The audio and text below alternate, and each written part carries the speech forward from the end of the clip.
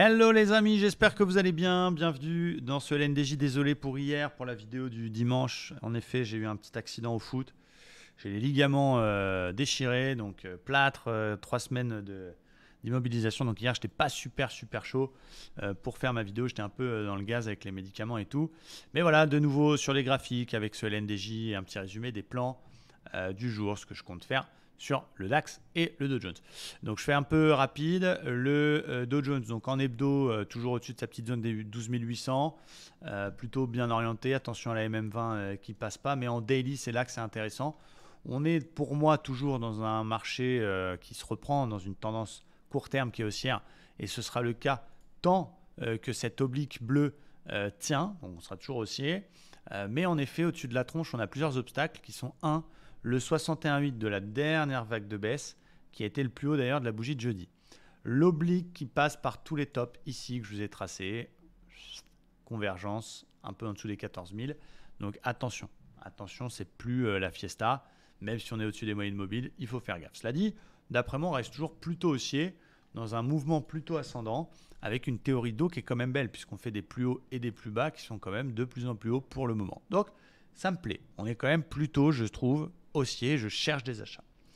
J'aime bien la configuration 1 heure avec toujours ce même support oblique qu'on a tracé en daily, donc forcément ça coupe un peu les bougies, mais c'est intéressant. Et puis un petit fanion, une petite espèce de petit biseau descendant, qui est plutôt une figure de continuation, qui a été cassé ce matin.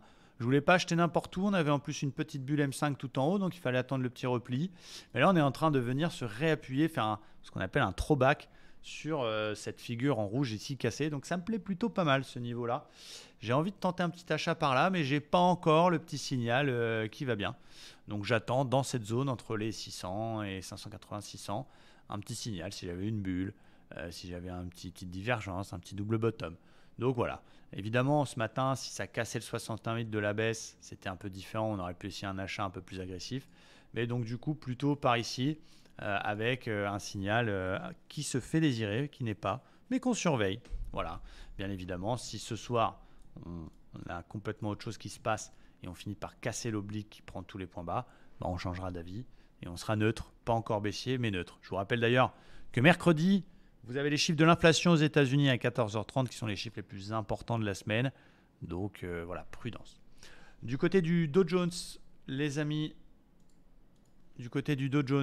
alors, on a un Dow Jones qui est toujours dans sa phase corrective et qui est collé à son oblique qui nous a gêné toute la semaine dernière. Cette oblique ici, que je vais mettre un petit peu plus grosse là, en rouge, qui nous a, excusez-moi l'expression, mais emmerdé toute la semaine dernière. En daily, on est quand même dans ce mouvement de rebond technique, mais on voit bien que ce n'est pas passé. On a essayé plusieurs fois, mais ce n'est pas passé.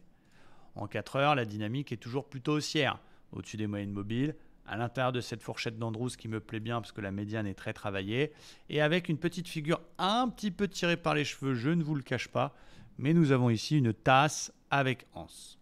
Le haut de la tasse avec anse coïncide avec un obstacle pour l'instant qui est une zone de résistance qui fait résistance depuis le 29 juillet. Résistance.